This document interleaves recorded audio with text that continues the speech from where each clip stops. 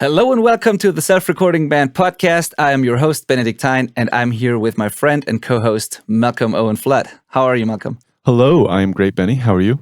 I'm great too. Thank you. Awesome. Sometimes I forget that we have video going, and I'm like, you're talking, and I'm like staring at my microphone, just checking it out. Like, right. As if you've never seen it before. Like, looking at the camera. Oh, well. Yep. Yeah, I mean, at least a couple of people actually watch our show on YouTube, so cool. They'll see you. Hi, people. I can wave at you. Yeah, exactly. All right. So, any new gear purchases? Because I feel like for the last 10 episodes or so, you've always had something, or we always had something. Ever since we did our No Gear, Don't Buy Gear podcast episode, I've been buying gear like crazy, but I think I actually managed to make it a full week without buying something. I didn't. How remarkable.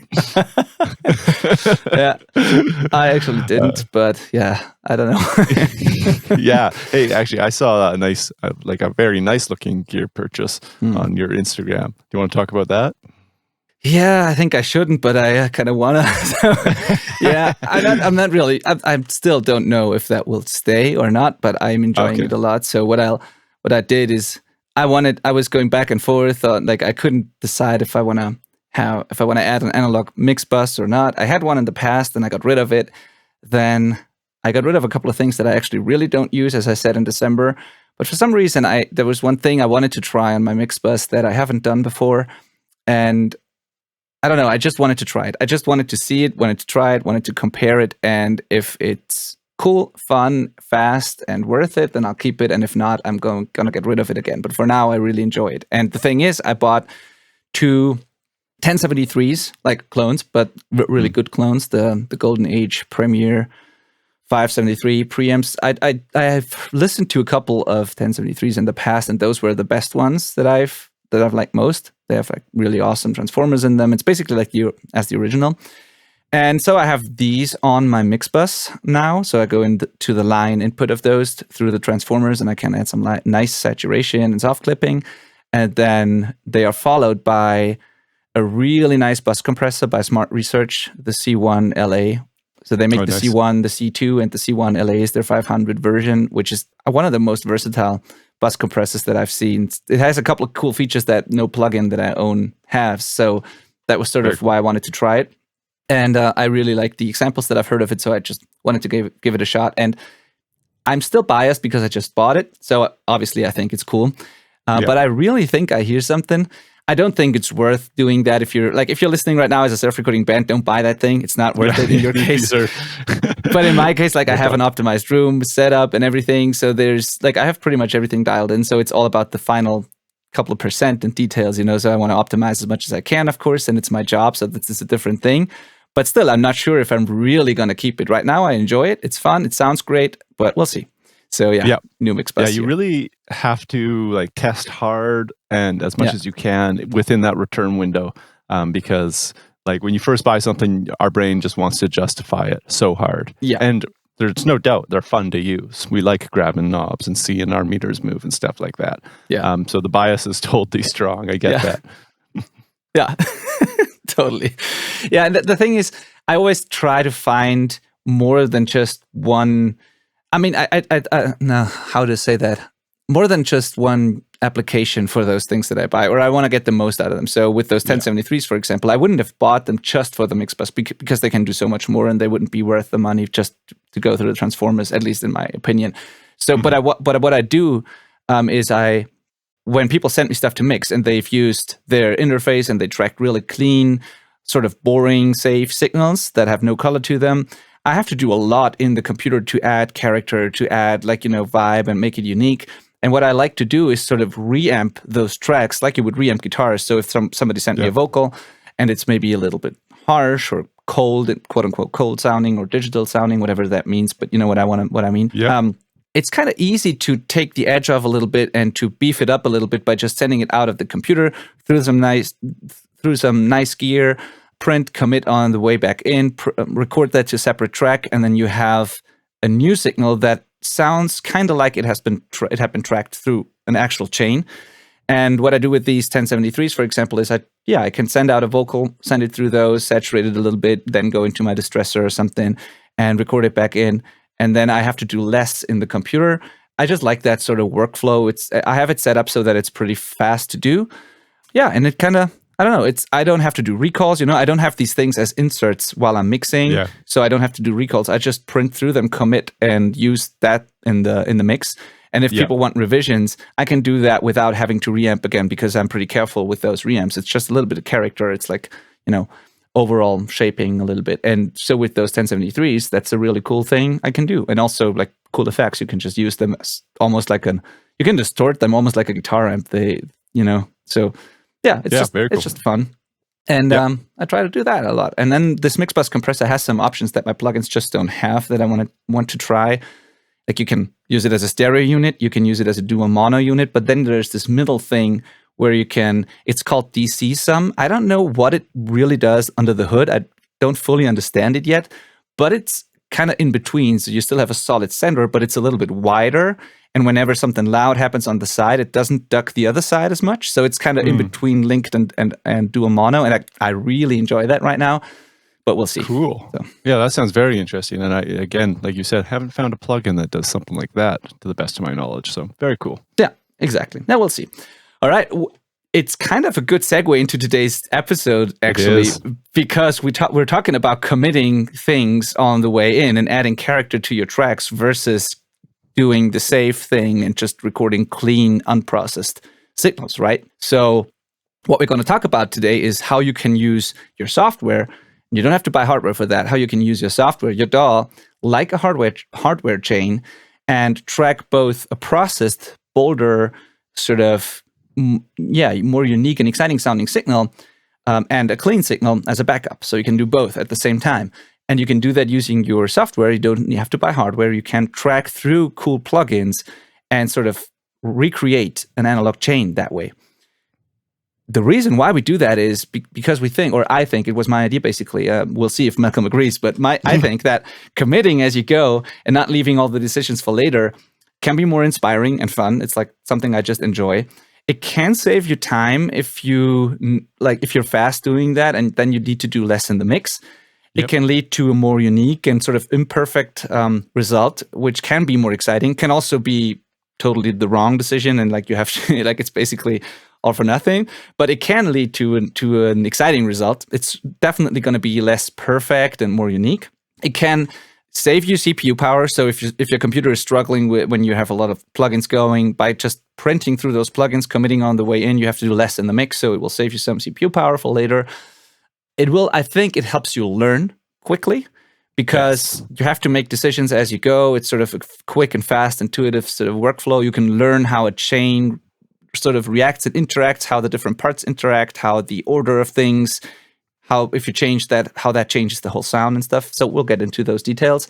And then I think the biggest one almost for me is that if you commit or at least listen to sort of complete or more complete chains as you record, it makes some recording decisions easier because as you build tones on top of each other, you'll hear the finished thing and you can just make better decisions that way. So what that means is if you clean up some of the stuff that just doesn't need to be in the signal, or if you add the cool or enhance the cool stuff in the signal, the next thing you're going to track, you'll know where that is supposed to go. Like you'll have holes in this frequency spectrum where you can like fit the next thing in, or you see where things are going to clash and if it's going to work in the mix. Whereas if you track everything raw and unprocessed, it's kind of hard to know what that will sound like once it's mixed or if it's going to work in a mix. So for me at least, it's easier to make tracking, like engineering decisions, if what I'm listening to sort of sounds like the finished thing.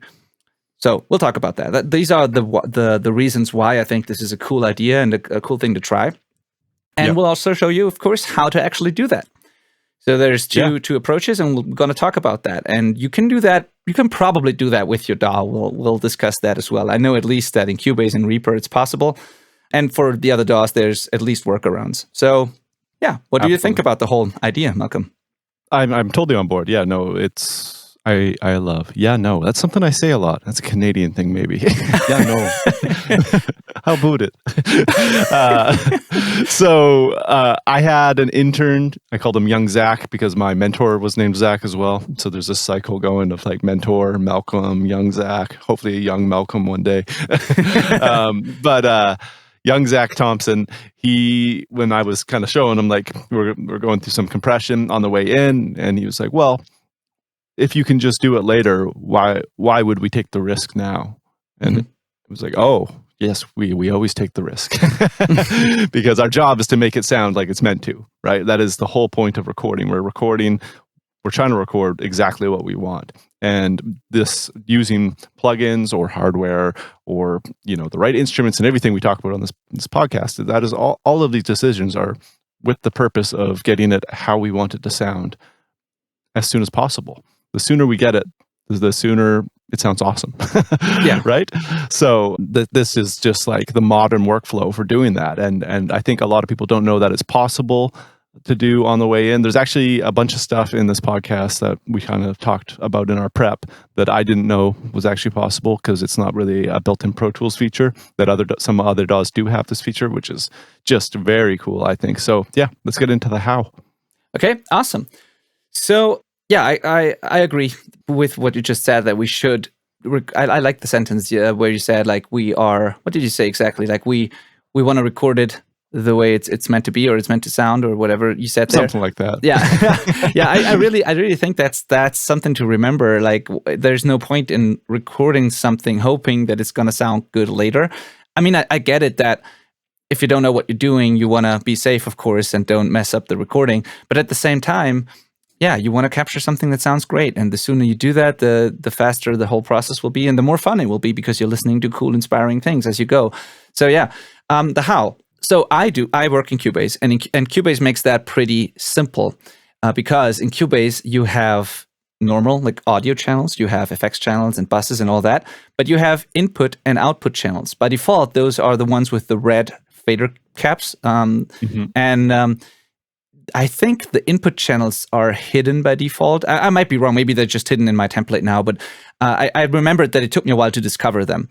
And so what those input channels do is, they are not tracks in your editing window, so you don't print onto those input channels. They are just the input that you track through. So if you turn that fader down, I'd have to explain it differently. So on an actual audio channel, the actual audio channel has an input. You assign an input to an audio channel, and that input has its own fader and insert slots on a different track called an input track, and you don't necessarily have to see that. And by default, it's just set to 0. There's no plugin, so it doesn't do anything. But you can change that. So if you turn down the fader on an input channel, for example, the tracks that have this input assigned to them will get a quieter signal. If you insert a plugin on an input channel, the track that you're actually tracking to with that input assigned will have that plugin, and you will basically record through whatever plugin you have on the input channel onto your audio track. So you're printing whatever is on that input channel. And if you track through that, or if you have plugins on an input channel, there's no way to get rid of that after the fact. So it's just baked into the recording. It's like a hardware chain, just with plugins. So think of the input channel as a chain before your actual audio channel that you track to, and whatever you do to that thing is in your recording. You can't get rid of it later. So this is dangerous, but cool at the same time, because if you have plugins with low latency, you can track through those and build sort of your analog chain that you just commit to. You have to be careful with latency, of course, and you have to make sure to turn on software monitoring. So if you have an interface with a hardware monitoring blend, for example, where you can monitor directly through the interface without going through the computer first, you won't hear what you're doing on these input channels. So you have to make sure that you turn off the direct monitoring on the interface and turn on the software monitoring in Cubase, so that you monitor through those channels so that you can actually hear what you're doing. And that requires you to have a low buffer size so that you don't get crazy latency. And that requires you to use plugins that don't add a ton of latency. So some plugins that work great for that are some of the stock Cubase plugins. And Cubase actually has a small window, or like a small display on the channels right above the fader, where it shows you the milliseconds of latency that are basically happening on this channel. So you can see if your plugins add latency or not. So if that number shows 0, you're good. If it shows like 1 or 2 milliseconds, you're probably good too. But if it shows 20, 30 milliseconds, it's probably too much to monitor in real time. So Cubase shows you that. And some plugins that work great for that are the stock plugins, or for example, the Slate Mix Rack works great for that. There are a couple of plugins by Plugin Alliance that some pretty good actually processing heavy plugins that still don't add a lot of latency that you can use for that. Yeah, it's a balance for sure, and it depends on your computer power as well. But I found with most preamp emulations and a lot of compressors and EQs, like stuff you would typically have in an analog chain, it works pretty well. And you wouldn't want to use anything crazy AI based or something, on there anyways. Yeah. That would add a lot of latency. So yeah, that's how you do it. So you track through the input channel. You'd always do that, but you can manipulate the input channel and then sort of have an analog, a digital sort of like analog chain. Totally. Yeah. Okay. So that's amazing because, like I said, that's a feature that Pro Tools doesn't have, like built in like that. Just like that is integrated to be really easy to do, and that's amazing. Because, like you said, just drop a plugin in, record through it. So cool. Now, is it possible for other DAW users? Yes. Yeah. Yes. I know that it's possible in Reaper. I don't know how to exactly do it, but I remember I've used Reaper to try it, and I remember that there is something called, I think it's called input effects in Reaper, and I think the way it works is, but don't quote me on that, I might be wrong. I think you can switch on any audio channel, sort of, you can change whether the plugin is like you just monitor through it, and it's like a normal plugin that you can bypass if you don't want it, or if it's set to input effects, then I think you print what the plugin is doing. So I don't know how to exactly do that, but I know that there's the input effects option and that you can change that. So it's possible in Reaper pretty easily. A little different workflow compared to Cubase, but it's possible. Just search Reaper input effects, and you'll find tutorials or like quick explanations on how to do that. So it's possible in Reaper. I can't remember how that was in Logic, because back when I was using Logic, I didn't do any sort of printing through plugins, but it might be possible there. I'm not really sure. I don't think we have to really explain how to do it for each thing. Just know that it's probably possible. Yeah. And if it's not like directly possible in a built-in feature with Pro Tools, you could just send the output of the track you're recording, or the input like through an aux, and record the input of that aux track kind of thing. Like you could do it like a manual mixer would, and it would totally work. It's just going to be slower. It's not as integrated into the DAW as the Cubase situation. But the last thing I think we should mention is maybe the DSP solutions. Yes, of course. If you have something like a UAD interface, like an Apollo or like an Antelope interface with their analog emulations, or any other DSP interface, basically, there are a lot of them. I think some of them don't have these analog emulations, but even like the clean RME interface that I have has the Total Mix FX with a basic EQ and compressor, and so you could track through that. So I think most modern interfaces have some sort of DSP mixer if it's a multi-channel interface, and you can probably set those to either print through them or just have them for monitoring. So these DSP solutions are absolutely one way to do it, and the most common ones would be the UAD interfaces, I think, and the Antelope interfaces. Those are the two that I can think of that are really advertising that sort of feature. It's the whole point of these interfaces, basically, that you can track through those chains. Yeah. And the cool thing about that is, I think, that is something we need to mention here. If you do what I said in Reaper or Cubase, you have to find a way to split the signal, because otherwise you don't have your dry backup. You will just have the processed thing you record. So you have to mult the mic, or split the mic up to 2 preamps and then record one clean and one processed in order to have that safety net. And with something like the UAD console, I believe, you can just assign 2 different sort of, you have to explain how that works, but I'm sure you can, with one mic connected to the interface, you can probably record both the processed and the clean version, right? Yeah, you totally can. You absolutely can. And with any of these solutions, there's a way to record a clean and a wet. Yeah. You do have to set it up. Like, it's much easier just to record through it, or just to listen and not record it at all. That's another thing they make easy. But I think that you're right. That needs to be mentioned, because I think for a self-recording band, you guys and girls are musicians first, and engineering as a necessity. Right, that we're teaching musicians how to record on this podcast. So it's okay that you're not the world's best engineer. So just play it safe. You can take this risk and record through plugins and make it sound exactly how you think sounds awesome. But you can also have that dry version where it's just the raw version being recorded.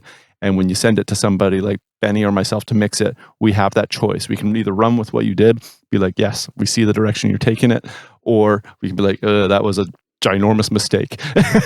Delete. We got the dry one. We're good to go. Yeah. But in that case, totally recommend that. Yeah, but in the latter case, we would still maybe have an idea of what you were trying to do. But even if it's not usable, we would still get the idea. So they distorted that quite heavily, or they EQ'd that this way, So it might not be usable, but we still might get an idea of what you were trying to do. So it can be worth it. Absolutely. Yeah. It's totally worth it. And having that dry backup, you as the listener that's recording yourself, knowing that you've got that dry backup, I think is going to make it easier for you to take those risks and try and go a little further into committing sounds than you would have if you didn't know you had that safety net to fall back on if you mess it up.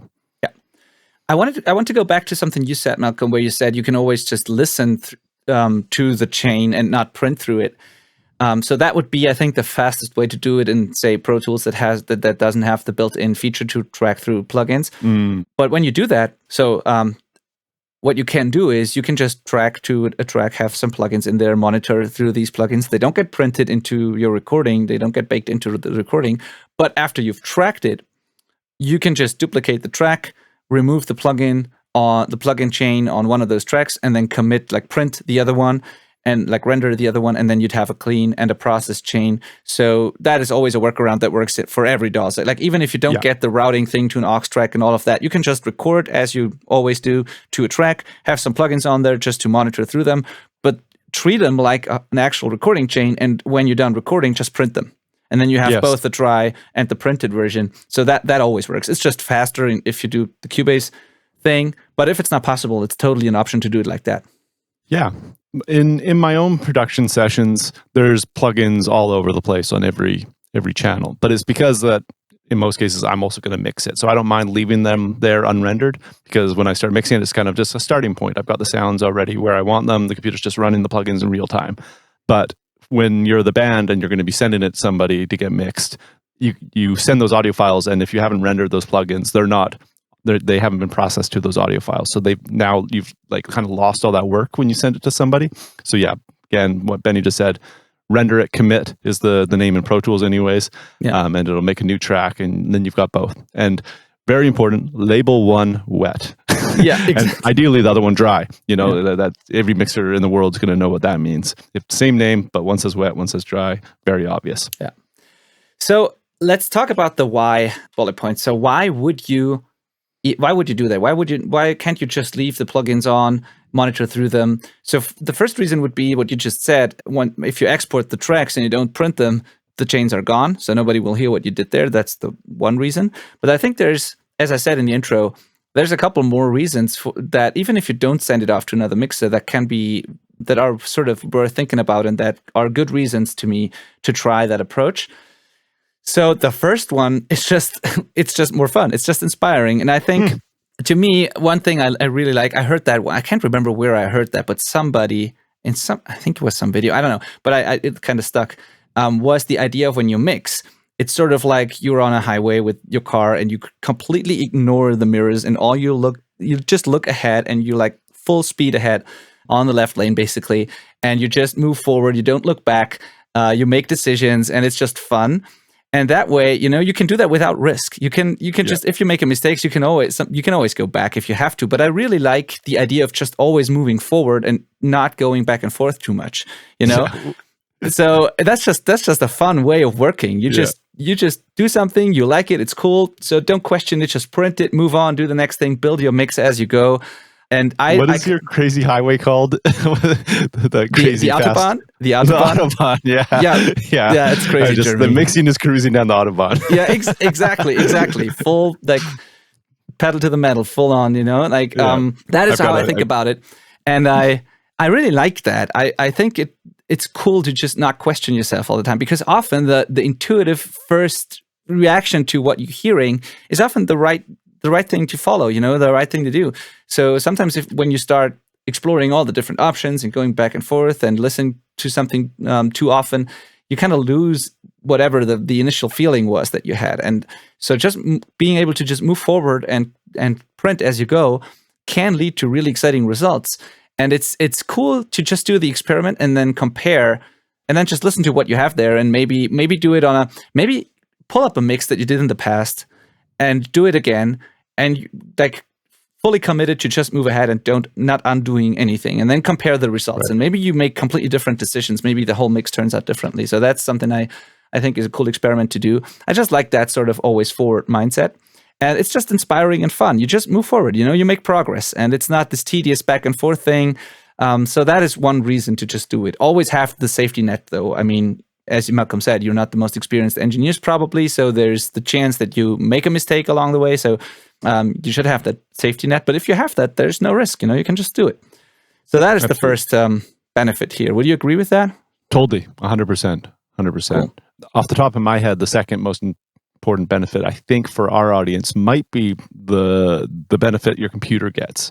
So just to do this, there is a minimum requirement for a computer. You need to have a computer that can manage to monitor plugins in real time or record through plugins in real time, because there is a processing required in that. But nowadays, I think most people have a computer that can handle that. What you might not have is a computer that can handle a giant session that's nearly finished with plugins on all of the tracks. So by doing this, you're rendering the plugins in real time. You don't have to leave them open, and your computer CPU and processing power is not being all used up. So you can have this giant session that sounds like it's been heavily processed, because it has, without your computer needing to have all of these plugins running. Yes, absolutely. That's a big one too. And I think it's actually more convenient to do that than to freeze tracks, because what other people will do is they will leave the plugins on, and then when they run out of CPU power, they will freeze tracks. But if you do that, it sort of takes forever until the track is bounced or freezed, and then you have when you want to make changes, you have to unfreeze it or whatever whatever it's called, and it just takes forever. But if you just render it once and you still have the dry one, you can just get rid of the rendered one if it doesn't work and start over from the dry one again. So I think that's just a cool way to do that. But yeah, I agree. Saving some of the CPU resources is a great reason to do that. Yeah, then I mean, the whole save yourself some time aspect of it, that it really only works if you. So what I mean by that is it can save you time because you need to do less in the mix if you process while you're recording. But that's really only the case if you know what you're doing and you don't have to go back later. But if that's the case and you get better at that over time, then for sure, then you need to do less in the mix and it can save you time. So I know that when I have some artists that I'm working with, when they send me files, they already sound pretty cool. So the mix is a lot faster and easier to do compared to other people where I have to do a lot. So, I mean, and these are self-recording bands as well. So it's definitely possible to get better and to at least do some broad strokes that make everything sound a little bit better, so that when you get to the mixing stage, you just need to do less. So it will save you time. But right. It's just this, I have to add that this probably comes with more experience. And when you're starting out, it's probably the same. Like it will not save you a lot of time in the beginning, but over time it can. Absolutely. Yeah. No, I think you're spot on there. Yeah. Should we jump into some example chains? What do you think? Yeah, I want to talk about one more thing before we do that, and that is that the whole making recording decisions easier aspect, because I said in the intro that this is sort of the most important one for me, besides that it's just more fun and what we just said there. I think I really have to say that again, that if you say you record drums and you don't treat your kick drum at all, you just record it as it is with some basic, maybe you don't even have a pretty EQ'd kick drum mic. You say you have a 57 or so in the kick drum that will sound, it will sound like a kick drum, but it will have a lot of mid range. It won't have a lot of sub low end. It won't have a lot of like beater attack. So if you don't do anything to that kick drum and then you record bass and guitars and everything on top of that, there's a chance that the kick drum is sort of disappearing as you go, like especially in modern rock or metal mixes or something. So in order to be able to hear the kick drum properly and also feel like how much sub energy is there, and like you need to treat it, I think, to get close to what a modern rock mix would sound like. And if you do that, it's so much easier to me to then make decisions when it comes to bass tone, for example. So if you don't treat it and then you record bass, you kind of don't know what the final kick drum's going to sound like, and you're just guessing, or hopefully you got the tuning right and everything, the kick drum tuning and everything, but you don't really know. But if you process the kick drum and you add a little top end, a little low end, you scoop out some of the mid range, you get a clearer understanding of what the kick drum can sound like or will sound like, and then you can say, okay, I'm gonna probably track a bass tone that's not super sub heavy, but has a little bit of more of the upper bass range, for example. Or if you have a lot of a little bit of a tighter kick drum with less sub energy, you'll be like, oh, there's actually a space in the very low end, so I can add some extra low end to the bass. So you can make recording decisions based on the thing that you recorded previously. And you can only, in some cases, you can only really do that if you at least shapes things a little bit so that they are closer to what they would be in the final mix. I just think it's easy to do it. Same with guitars. Like if you track guitars and then you track vocals, if you don't make space for the vocals in heavily distorted guitars, like they take up all the mid-range. But if you carve a little bit of that out, if you find the stuff that's good in the guitars, you kind of get an idea of where the vocals would fit in or if they're going to fit in. So, all these things. You can sort of build your arrangement thinking about the mix already. I just like that way of working. I don't like listening to completely raw tracks all the time because I feel like I'm guessing if I do that. So that is really a benefit to me. And it's also this huge learning experience, I think. It teaches you so much. And I think you'll get a better mixer as well if you do it like that.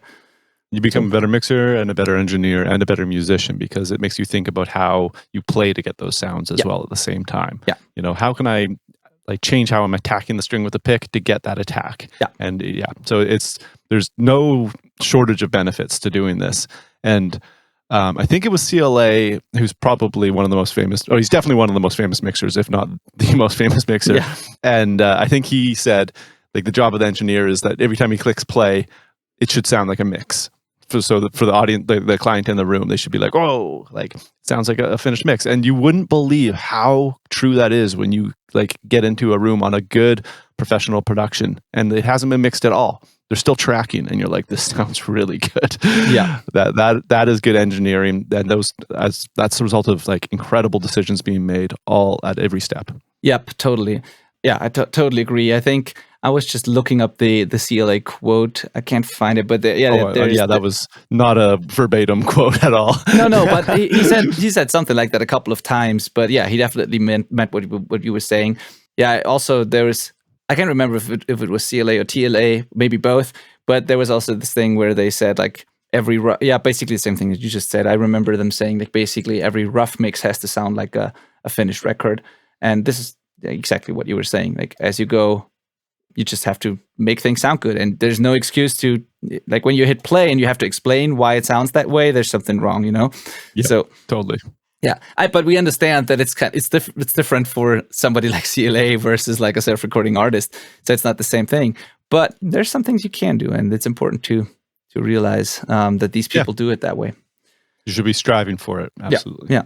So let's get into some chain examples, as you said. I mean, I've written down some examples that I came up with, but maybe you have a totally different approach. So you wanna go first? Sure. So vocal chain. It's pretty rare for me to record a vocal without compressing it. So a compressor finds its way onto a vocal every time. For me. That's always true. Even if I have the luxury of getting to use hardware fairly often, but if there's not, I'm using my universal audio interface and I'm compressing through that, which I honestly just consider to be hardware at this point. It sounds fantastic. And if I didn't have that, I'd be recording with a plugin engaged. Absolutely. There's just vocals need compression as far as I'm concerned. Yep. So I'm doing that, and I'm doing that to control dynamics, essentially make it more consistent, and kind of finish sounding. Which here's a benefit that we forgot to mention. By doing this work and making it sound more mixed and finished as we track it, the person who's playing feels much better. If you want to see a vocalist really feel self-conscious, don't give them any reverb or delay. And now some people don't like that. That's but don't give them any reverb delay and don't give them any compression and turn their voice down really low as they're trying to sing. And they'll be they'll just be so self-conscious that they suck. Yeah. And opposite. If you give them a really solid sounding vocal and you compress it so it's, more like a finished vocal, they're going to be like, I sound good. And they're going to perform much different. They're going to perform like they're awesome. And that's what you want, obviously. 100%. Yes, for sure. Yeah. So that is definitely a benefit. And yeah, why not print it? If you like what you're hearing while you're recording, why not just try and print it? And maybe it's something you can keep for sure. Yeah. Yeah. And now on our list here for vocal stuff, we did write down like preamp emulation. And again, I normally have a preamp, so I'm usually skipping that. But I think I probably would try and have something at the start of the chain as well for that, but not as essential for me. No. The compression's like just kind of like there's always a compressor on a vocal. Yeah, the preamp emulation, I just put it there because a lot of people will use a basic all-in-one interface with clean sort of modern preamps. They don't have any character, which is fine. The modern preamps sound great, and you don't always need transformers and all that, analog voodoo sort of thing. But sometimes it can be cool, and the reason why I put it there is just basically you can use that as a learning tool, because I think a lot of people don't realize or don't know what saturation or different types of saturation actually sounds like. Most importantly, like the subtle types of it. Like everybody notices when something is heavily distorted, but I think it's kind of hard to hear the difference between a clean recording and a slightly saturated recording, or the differences between mic preamps. They are so subtle. Like it's a thing you really have to learn how to listen for that. That's why it's also not very high up in the hierarchy of sort of gear or purchases, So it's very subtle. But I like to. Maybe you should experiment with things like that. Maybe you should throw a preamp emulation plugin on your channels and try to print through it and just see what happens if you crank the input and turn down the output, for example. There are, like the thing that I have as hardware, the 1073, there are software versions of that. There's one by Slate, there's one by Universal Audio, there's one by Plugin Alliance. So there's different versions of that type of preamp and others as well. And what they have, what a usual normal interface mic pre doesn't have, is they have an input knob and an output knob, and they have things in the circuit that create pleasing sounding distortion. So what you can do is you can crank the input till it saturates or even distorts, and then you can turn down the output so that you don't clip digitally. And you can experiment with that balance and just learn what that sounds like. That will teach you how to listen for saturation. That will just train your ears. It will also teach you that you don't have to worry about these things too much, because unless you do a lot of it, it's not a huge difference. So maybe the urge to buy something like that as hardware will get less if you actually learn how subtle the difference is. But just like trying that. And sometimes it can add some nice things to a vocal, for example. Sometimes I need less de-essing. I need less soothe or taking out resonances or something if I saturate it every step of the way. Just a tiny little bit, the sum of all these things is what would really make something sound great, I think. So a couple of tiny saturation steps sound better to me than just trying to do it all with one plugin, for example. So that's why I like to have things like a preamp emulation there on its own. It doesn't do much, but if you saturate a little bit in every single plugin, you shave off a little bit of the transient, and you sort of fill up the holes in the frequency spectrum. And at the end, you'll have something hopefully more pleasant and fuller sounding. So that's why I started this chain with the preamp emulation. Totally, yeah. Now, I've got a fun story for this. Mm-hmm. There's an engineer I got to hang out with named Ron Obvious, and he's done some pretty cool stuff. He came up in like the early Vancouver scene with like Bob Rock and Mike Fraser and some really big heavy hitters and he's also like a studio designer. So I think he helped with like building the Warehouse, one of the biggest, most famous studios in North America easily. And but anyways, got to hang out with him in a studio he built, and we're talking about stuff. And he called transformers spiky killers. I was like, what? And he's like, yeah, like things go through them and it cuts the spikes, like it like the transients when you see a waveform. And if you record through a clean digital preamp, you'll know exactly what I'm talking about. They're very spiky. Yeah. And running it through preamps and consoles and stuff like that and tape machines really dulls those spikes and makes things sound, warmer. That's where the warmer comes from. And so, okay, I'm going off on a tangent here. Yeah. But I think it's a fun story. Sorry, guys. Totally. He's like, digital's always sounded better than analog. And everybody, I'm sure a lot of people listen to this podcast were like, what? Digital doesn't sound better than analog? That's exactly the opposite of what everybody says. But it does. It actually sounds much more accurate. It is much more accurate. What's happening is that we are just taking off top end and changing the transient response to stuff by going through analog. And then the old workflow used to be crank up high end. And that's still actually affecting music today, is everybody cranks high end as like a first move, just because it's what everybody's always done since tape days.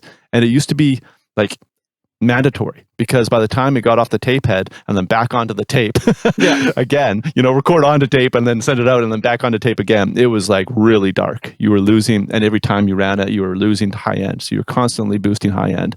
So when digital came around, people kept doing that and being like, this sounds really brittle. It's like, well, no wonder. Yeah, exactly. So anyways, exactly. Go ahead. We've kind of grown to like that dollar sound and that smooth transient response. That's something that our ears we like. So we can try and make that happen essentially with these plugins. Try and round off some of that stuff. Kill the spikes. Absolutely. I love that. That's exactly how I think about transformers and saturation and analog gear in general. There is, by the way, shout out to a different podcast that I just recently rediscovered in a way. It's called the Recording Lounge podcast. Do you know that one? I do not. I do not. Sorry. I don't actually know how I discovered it. It's pretty cool. And there's one episode where I don't remember the host's name. I will add it to the show notes though.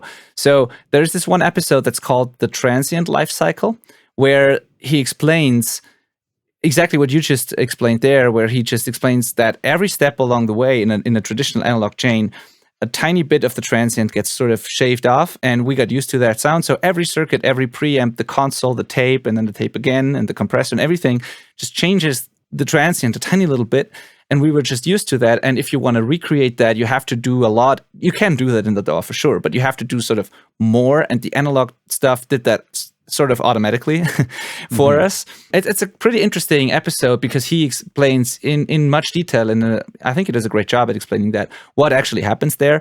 And he also has some audio examples in there where he shows what happens to a snare drum as you gradually saturate it throughout the chain, basically. So just a side note there. But yeah, so preamp emulation, then I like to, if I EQ on the way in, it's always like broad strokes. So I like to have an EQ second most of the time. And that just means if I feel something is too dark, I make it a little brighter. If I feel something is too bright, I make it darker. Or if it has not enough low end, I'll add low end. But it's really broad strokes, shelving EQs, Baxendale style EQs, or even tilt EQs, just the broadest thing you can get away with just to shape the overall balance. So I'm not going in and like trying to notch out resonances with an analog EQ most of the time. I just do like really make broad tone decisions in a way. So that's usually what I do. Sometimes you have to take out resonances, but at the recording stage, it's mostly about just shaping the overall balance. Totally. Yeah. Then after that, I do what you did. Sorry, go ahead. Oh, no, I was just going to agree with you. Okay, awesome. Yeah, cool. Yeah. Then after that, I do what you said. Compression on vocals is mandatory. Like vocals just have to be compressed most of the time, period. And the way I like to do it is also I like to do it in stages. I don't like to use one compressor to do all the heavy lifting. I like to have one comp that is pretty fast, like a 1176 or a distressor or something that you can set to really fast attack and release times to control the peaks and to sort of even the most explosive things out a little bit. And then after that, I like to have a slower compressor. Sometimes the order is changed, but like like to have a second compressor that's a little slower for leveling and overall, again, tonal character, because these things have a sound usually. Even the plugins, they have a box tone. So an LA2A will have a certain type of sound, and that's why this is such a classic recording chain, to have an 1176 and an LA2A together doing different jobs and sort of complementing each other. But you can do that with any you can even use two completely digital compressors to achieve that. You can use a FabFilter Pro C, for example, set one like to super fast release and attack times, and set the other instance to the opto mode with slower settings. You can achieve a similar thing. The whole idea is just to not have one compressor do a lot of gain reduction, but to have two compressors, and it will just result in a more natural sounding sound, I think. Totally. Yeah. So, and that might just be me. I like to EQ, as I said on other episodes as well. I like to EQ into the compressor. Yeah, I usually do the same as well. Often because it seems like we both like 1073s, considering you just bought a couple. But there's an EQ built into the 1073 circuit, so it just kind of goes in that order of my preamp has an EQ, which then is going to hit a compressor. Yeah. Mine actually don't have an EQ. Mine are just the preamp. But yeah. All right. Yeah, but yeah, you're right. Yeah, that's part of it. And with the plugins, like the Plugin Alliance Neve sort of strip, there is the EQ built into it for sure. So yeah, that's... And also, if you EQ into the compressor, the main reason for me is I often tend to, even if we're in digital, I tend to still add top end to vocals, just because when people use an SM7 or some not with every mic, but if they use a dynamic mic, which a lot of people do these days, which is a good thing. If they use an SM7, for example, it's a darker mic, and I like to brighten it up a little bit. And if I do that before the compressor sort of tames the sibilance again. So that's nice. And if I do it the other way around, it can get harsh a little quicker, I feel. But that's just, that doesn't really matter. Just see what works for you. To me, I like that order. And then the last part of the chain can be another saturation stage. Doesn't have to, but can. You can sort of simulate tracking to tape, for example. Absolutely not necessary, but you can, again, try and learn what that sounds like, whether or not you like it. Just experiment. If more character is needed, or if you just want to know what tape would sound like, just see if you like it. So you can sort of mimic the whole analog chain, or you can just forget everything we just said and use modern digital tools and create your own chain. Like, you know, I'm not saying that we have to stick to those classic chains forever, because there are new tools that are great and you can do whatever you want. This is just an example because we still like, I think, these kind of classic chains. But yeah. It's you can break these rules. It's 100%. Go for it. Yeah, well, that's pretty much a solid vocal chain. Now, worth mentioning though, that with this vocal chain, we didn't mention delay or reverb being committed.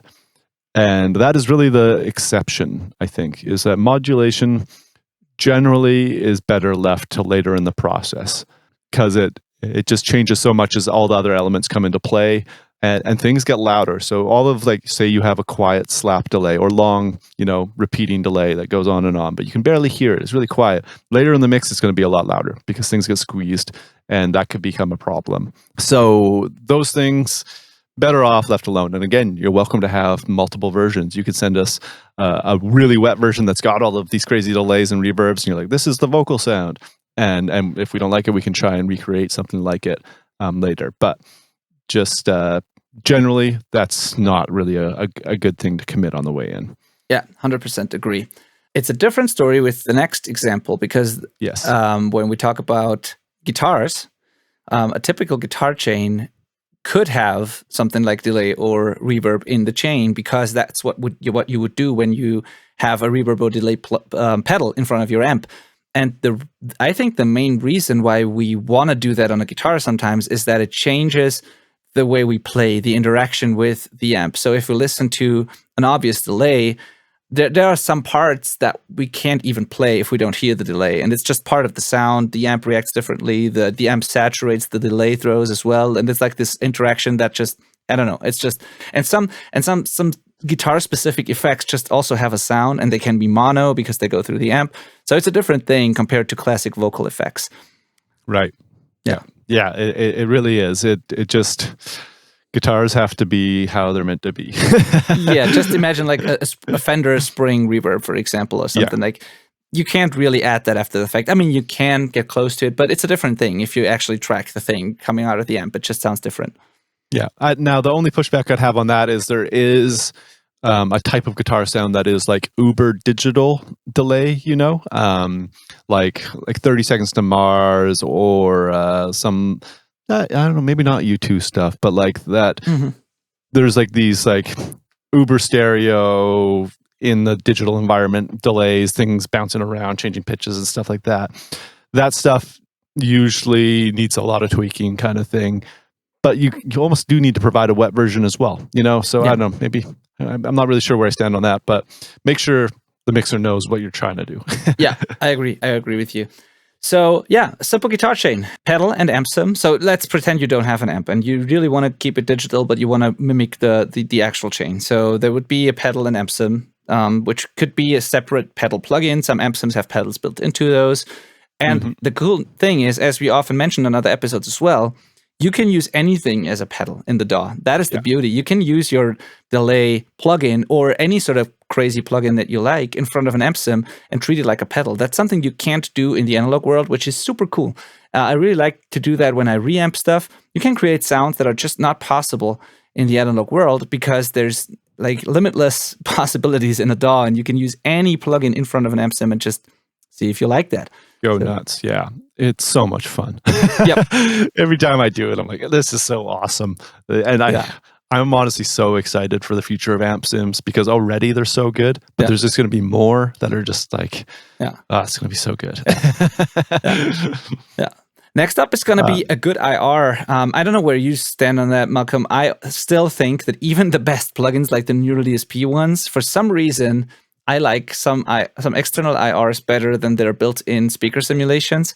I really do like the ones in the Nolly pack anyways. I don't know if they're the same on different ones, but the Nolly ones there's a couple good ones that I'll often get away with. I do have the Jeff Dunn pack as well. That is great. A very tight and bright, as it's labeled, pack, and it really is tight and bright. So that's good stuff. There's no wrong answer, you know. It's just, does it work? If not, you better find one that does. Exactly. I just mentioned it here in the chain because if you're starting out and you use some free amp sims, for example, or something, you know, and there might not be cool IRs that come with those. Some of those even are completely without a cab simulation. So there is like the famous, what's it called? The Emissary by, I think it's now licensed or distributed through STL Tones. It's a free amp anyways. It's been around for a couple of years. It's really a really great metal amp, but it doesn't have any cab simulation. It doesn't have any IR or anything with it. So people are often confused when they download that thing, they play through it, and it sounds like absolute crap. That's just because there's no IR. You need an IR in addition to that. And I was one of those people. I was so confused, man. I was like plugged it in, played it, and I was like, sucks. And I literally just never went back to it.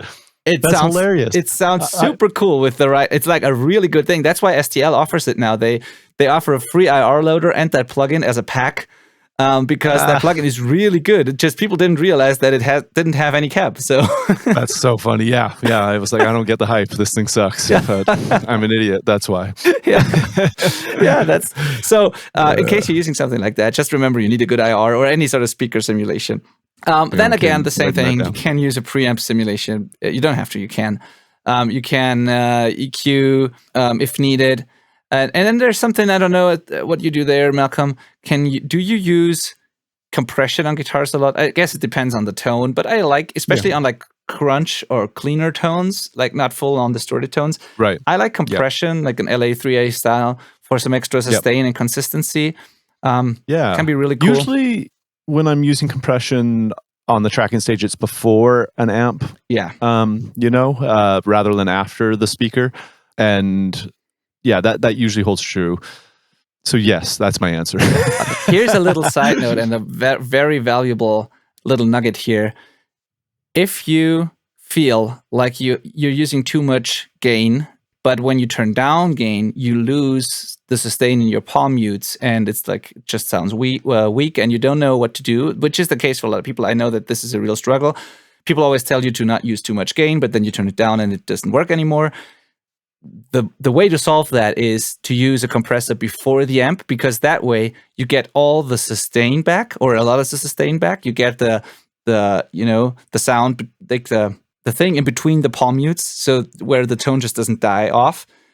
But you can get away with much less gain and a clearer tone and more chord definition. So what a lot of metal engineers do when they want to have like these the clarity and the impact and the punch of like not having too much gain, but still if they still want to keep the sustain and the big palm mutes, they use compression in front of the amp to even out the performance a little bit, to bring up the quiet stuff in the guitar, to make it more dense, and to add the sustain, so that you then don't have to turn up the gain too much. It's a similar thing. Right.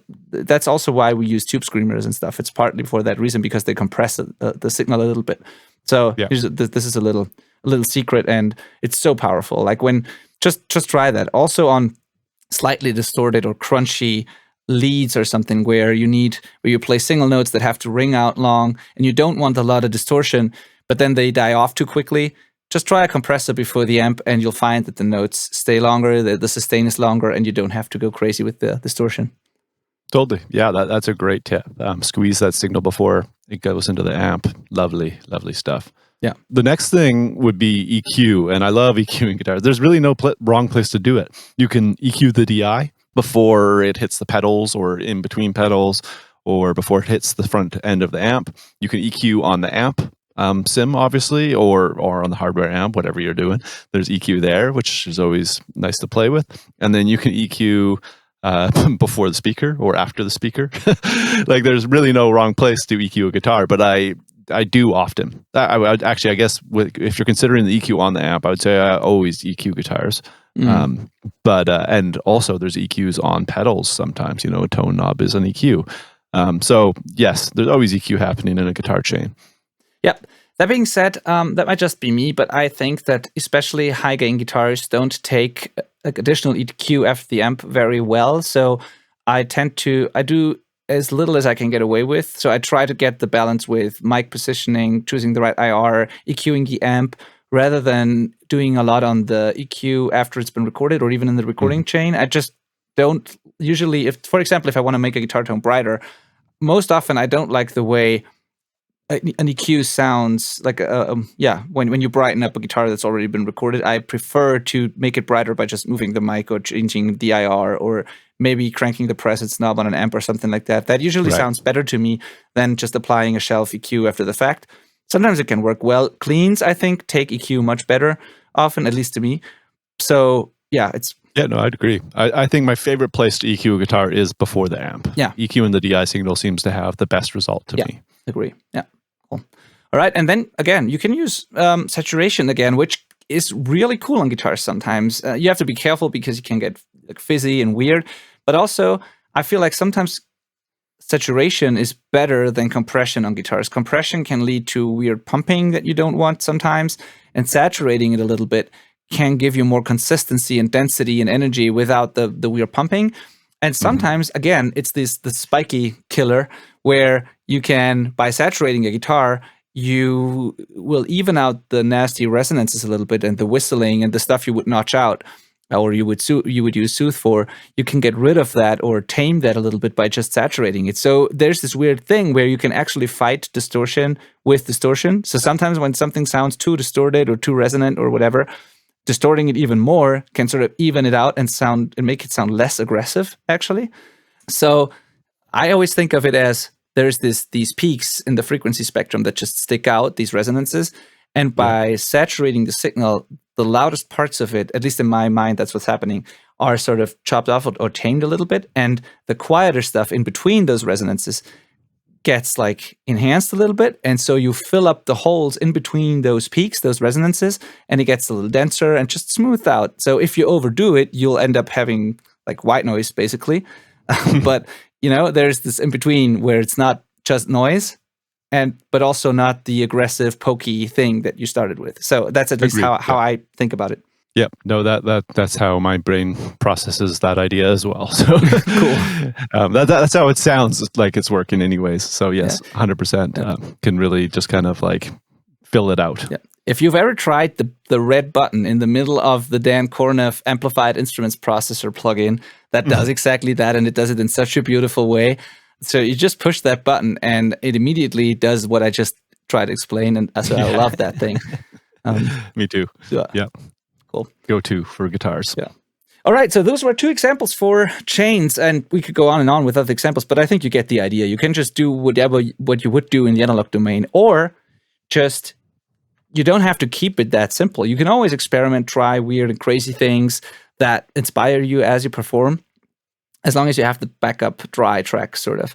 So these are just the classic chains, but, it's 2022, so you don't have to use these things. You can build your own chains and reinvent the wheel, and it's like probably a good idea to sort of, try new things. And the beauty of the DAW is that you have like infinite possibilities, and as long as you have the backup track, you can come up with whatever chain you like and experiment with that.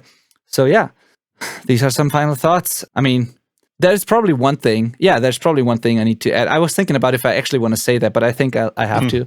This is, we talked about a lot about like experimenting and learning and training your ears and all that. I would do most of what we just explained in this episode in the pre-pro, demoing, writing phase, and not in the actual recording session, because you want to keep the actual recording session productive and you want to be focused on the performance. So I wouldn't spend a lot of time tweaking these chains and obsessing over these things when you're actually in the room trying to record your record. I would do that in pre-pro. I would set aside time to experiment with those things and then use the stuff you like in the actual session. I would separate that, because I know for a fact that a lot of people don't get anything ever done ever, because they obsess over these things instead of focusing on the vocal performance or the guitar performance. So please separate these things. I think it's the better way to do it. You're right. Yeah. If it's gonna slow down the session, just like make the minimum requirements happen. So like, again, with a vocal, compression, we're gonna need that. But like, if the saturation, you haven't figured that out and you're just not really hearing it, just don't go for it. Move on. Just focus on what's most important for sure. And there's another benefit that I don't think we mentioned, and it's that by doing this, you're going to get way quicker at getting sounds. You're going to start finding secret weapons, and when you hear something in your head, you're going to be like, I know exactly how to get that. And a couple clicks later, it's there. Play the part, it's recorded, kind of thing, moving on. This might start off slow, but it's going to get fast. Yes, 100%. And you'll develop your sound in a way. That's also what I like about this approach. As I said, it makes things more imperfect in a good way and more unique, because if you get to the point where these results are actually usable, what you will send off to mixing or what you will use in your own mixes will be something that only you created, that only you have, that nobody else can use. It's your chain. It's what you came up with while you were recording. So it's going to be unique. Like versus if you use an SM7 and a Focusrite Scarlett and you don't do anything to it and you just record it, then your voice and the room and all that is of course unique. But it's something that I don't know how many hundreds of thousands of people are using. But if you come up with a cool chain for that, what you will end up with is something completely unique to you. And as you get better, as Malcolm just described, and as you get faster and develop your go-tos, and you also develop your personal taste, I think, and you develop a sort of a sonic footprint that might make your music stand out and be unique to you. And that is always a good thing, I think. I think art is all about the expression and the personal taste and all of that. So we should aim for that, not only when we write songs, but also when we create those tones. That is also a big benefit, I think. I kind of hate generic tones. I love unique, exciting stuff, even if it's less perfect. All right. Yeah. So there you have it. Commit, render some stuff. It'll level you up quick. It's also fun, It's what you picture yourself doing when you think about recording. It's making cool sounds. So why not do it? Yeah, exactly. And with today's tools, it's so easy to do, and it's totally possible to have a dry backup, so you can do it risk-free. So there's no reason not to. Totally. If you want to make it more fun, by the way, one little side note, I tried that for a while. It's kind of cool. If you have, say, some small touch screen, or if you're on Mac and you have an iPad, for example, that you can use as a second screen, try putting those analog chain plugins or whatever on that second screen. Then you can actually touch them, so it feels even more like recording through hardware. So you can actually touch your preamp and do all these things on the separate screen. So just if you want to, it doesn't make the recording better, but maybe if it's more fun to just touch things and feel more like you're actually engineering. So that could be a cool thing to do. But Instagram videos will get cooler. Yeah, exactly. You don't need to have a Slate Raven or any fancy touchscreen like that. Sometimes just a second cheap screen or an iPad will do the job. And if you like that approach, or a controller or something, it can even be more fun. Not necessary, but whatever. I guess it's whatever makes you want to make music more. Right. Is the right thing to do. Totally. Awesome. Okay. Well, let's wrap it up. Yep. Thank you for listening. Where do we want to send people, Benny? Because we didn't mention it at the start of the episode. Holy. Yeah. Why is that? Like, we said it again and I immediately forget about it. So next time I'll try and mention it in the beginning. Let's see how long it takes until I actually get that. Yeah, we want to send people, as always, to our Facebook community. So if you go to the selfrecordingband.com/community, you can share your chains with us, the stuff you can come up with. You can share your ideas. You can ask questions. If any of those concepts that we shared today are confusing to you and you don't know how to do it in your DAW, there's probably somebody in the group who knows how to do it. And we are also in there and try to help as much as we can. So go to the selfrecordingband.com/community, join us there, and let's discuss our chains. And then the last thing, again, some housekeeping here. Please give us a review on your podcast platform of choice. Share the episodes with your friends and tag us on Instagram. I think. Please, yes. Yeah. Would love to hear from more of you on Instagram and in the community. Yeah. All right. Thank you for listening. See you next week. Thanks. Bye.